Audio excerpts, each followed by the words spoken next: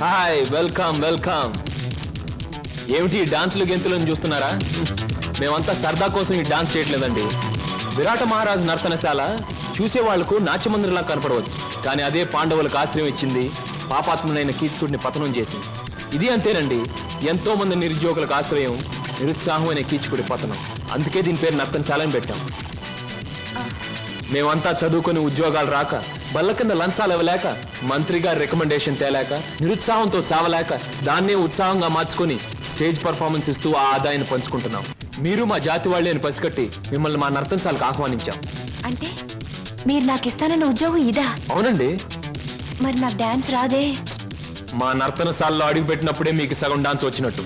I'm the master, you are the student, we are the best. ఏమయ్యా sir, ఈ రామాపురంలో భూములు అమ్మేస్తేనే బెటర్ అనుకుంటాను. మంచిది అనుకుంటే అలాగే చేయండి సార్. సార్, పొద్దుటి నుంచి అబ్బాయిగా నన్ను చంపేస్తున్నారండి. దేనికి? ఏదో ముఖ్యమైన విషయం మాట్లాడాలంట. అలాగే అడగమను. Good morning daddy. Good morning daddy. అది రే, మగవాడికి పెరిగితనం అసహ్యమైన లక్షణం. ఏమిటో చెప్పు. అది చెప్పా. అదే డాడీ, ఫియట్ కార్ తీసుకెళ్తాను. అలాగే తీసుకెళ్ళు. అంతేనా? అంతేనా అంటే డాడీ, డ్రైవర్ లేకుండా వెళ్తాను. అమ్మయ్యా, ఎంతకాలానికి ఓ మంచి మాట విన్నానరా నీ నోటమట. ఈ మాత్రం చెప్పడానికి ఇంత భయం అయితే రేపు పొద్దున్న ఈ ఆస్తి ఫ్యాక్టరీలు ఎలా చూసుకుంటావురా? అప్పుడు చాలా ధైర్యం వచ్చేస్తుంది డాడీ. ఎందుకనో? అప్పుడు నువ్వు ఉండవుగా. అయ్య బాబోయ్, దండాలు దండాలు. ఫియట్ కార్లో వెళ్తున్నాను. ఎలాంటి బాబు? అయ్యా, ధర్మ ప్రభువులు. ఏం నాగయ్య, పిల్లలు బాగున్నారా? తమ దయ వల్ల అంతా చల్లగా ఉన్నారు బాబు. చీరుగాడు పెద్ద ఇంజనీర్ చదువుతున్నాడండి. లక్ష్మి ఇంటర్ చదువుతాందండి. అన్ని ఫస్ట్ క్లాసులే. 15 రోజుల్లో ఏవో పరీక్షలు జరుగుతాయంట. కాత ఫీజు అది. దానికి అంత మొమ్మాట పడతావు ఏమిటయ్యా? ప్రతి నెలా పట్టుకెళ్తున్నావుగా. ఎంత కావాలి?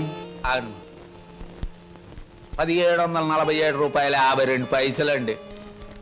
దారి ఖర్చులు తమదయ్యా. ఓ 2000 రూపాయలు ఇచ్చి పంపు.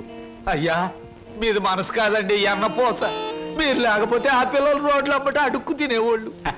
అది సరేగా నాగయ్య, ఇన్నేళ్ళైనా పిల్లల యోగక్షేమాలైతే నాకు చెబుతున్నావు గాని వాళ్ళని ఒక్కసారి కూడా చూపించలేదు. పిల్లల్ని ఒకసారి చూడాలనుంది. చూపిస్తానయ్యా, తప్పకుండా చూపిస్తాను.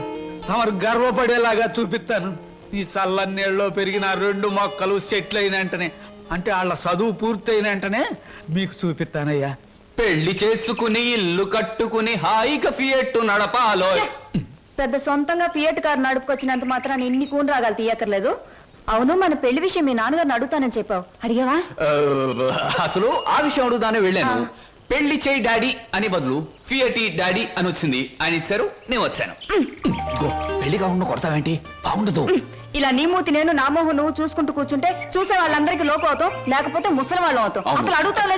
అది కాదు వారు, అసలు అడగడానికి నాకేం భయం లేదు. కానీ పెళ్లి మాట ఎత్తేసరికి ఒప్పుకుంటారో లేదో అని భయం వేసి నోట్లోంచి రకరకాల మాటలు వస్తున్నాయి, కానీ మన పెళ్లి మాట రావట్లేదు.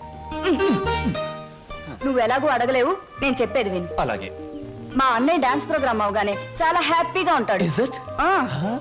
ఈ నెల 10వ తేదీన హోటల్ కోరమండలో మా అన్నయ్య డాన్స్ ప్రోగ్రామ్ ఉంది.